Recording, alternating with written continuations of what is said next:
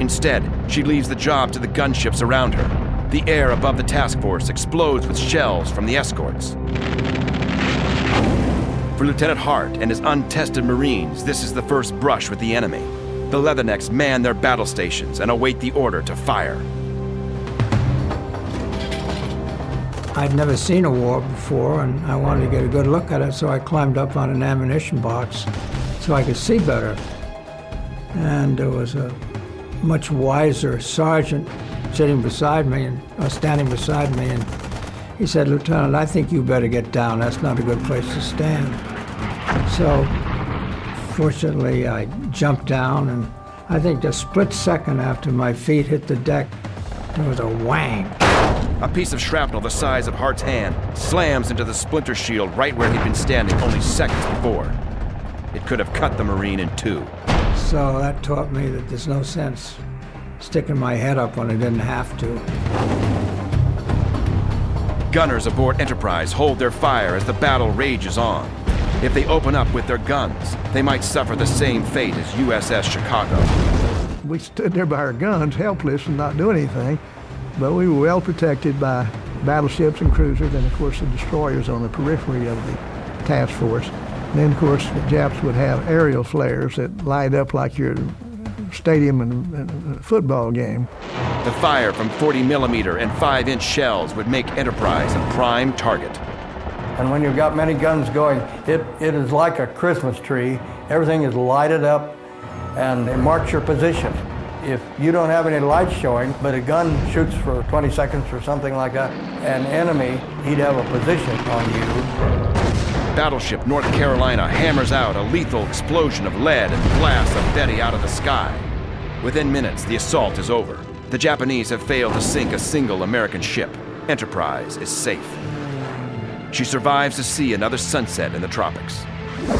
The next morning, American commanders decide that something must be done to protect Enterprise when darkness falls.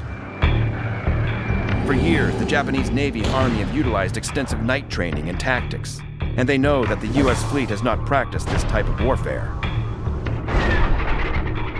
Almost 2 years into World War II, nightfall is still one of the greatest threats. If the U.S. Navy is going to save its carriers at night, it's going to have to adapt to the type of night attack strategy that the Japanese use against them. We had on board at the time an air group commander named Bill Martin, and he'd been interested in night flying. And he couldn't get it off his mind. And he finally prevailed on the powers that be to do a little bit of experimenting. For the first time in the Pacific War, a night air operation will be launched from an American carrier. And Medal of Honor ace Butch O'Hare answers the call to lead a group of volunteers on this experimental mission. Somebody like Butch O'Hare that volunteers to launch off a carrier, first of all, at night for the very first time, what does that say about him? That just shows you that he is a true professional. And I guarantee it, he's the kind of guy that volunteered to do it so his buddies wouldn't have to. O'Hare's volunteers are nicknamed the Black Panthers. Their objective: defend Enterprise and her task force from the fierce nighttime attacks that have claimed dozens of ships. Strategy: 3 Hellcat fighters and 1 radar-guided Avenger torpedo plane will attempt to intercept any incoming Japanese night assault. The radar in the Avenger will make the entire operation possible. It will literally be the eyes in the sky. Without it, O'Hare and his fellow fighter pilots would be flying blind. Designed by MIT engineers, the heavy radar set in the TBF will locate the enemy planes and guide O'Hare's fighters into shooting position. Flying in the radar-equipped Avenger is Alvin Kernan. And we were supposed to go up, and between the radar on board the ship and the radar in the torpedo plane, we were supposed to find these intruders, Japanese raiders, and lead the fighter planes to them. I wasn't afraid, I remember that. I always felt that your fear came while you were on the deck.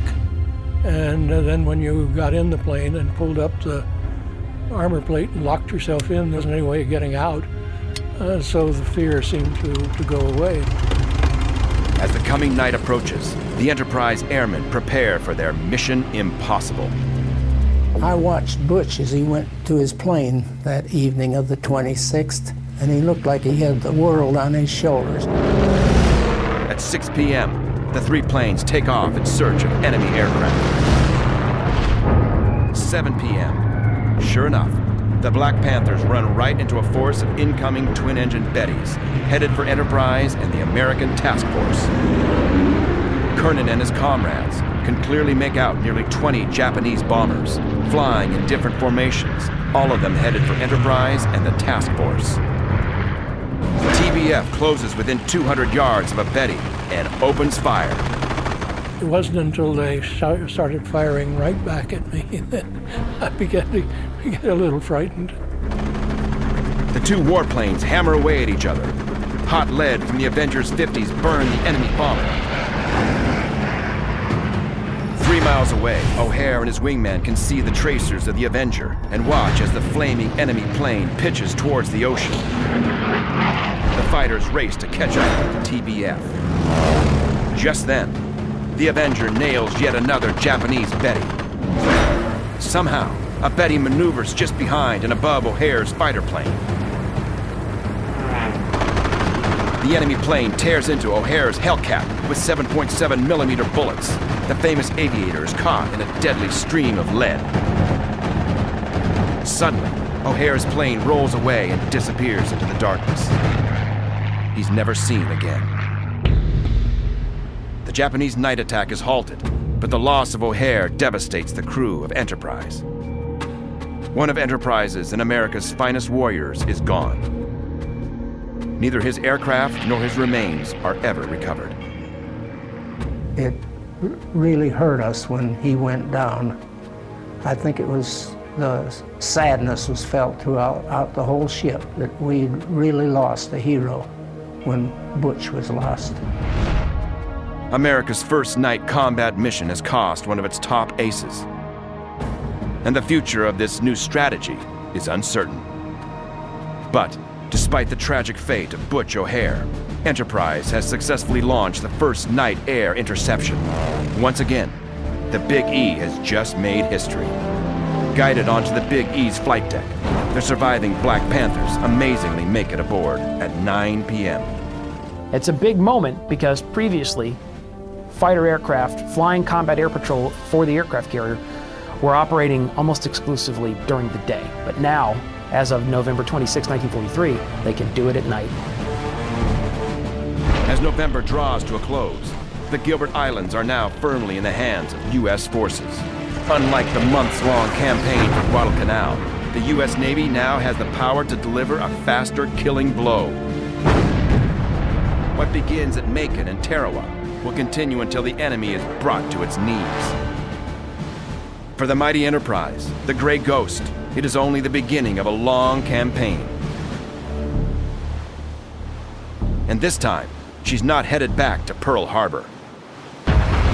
Soon on Battle 360, Enterprise and the U.S. fleet charge across the seas like a hammer of hell. At the infamous base at Truck Lagoon, Hellcat fighters and the SBD dive bombers of the Big E give the Japanese their own version of Pearl Harbor. But the Empire isn't finished yet. The hated twin-engine Bettys deliver a message to the U.S. fleet. They can still hit back. As the fight for the Central Pacific rages on, it's total war. Battle 360, USS Enterprise, the hammer of hell.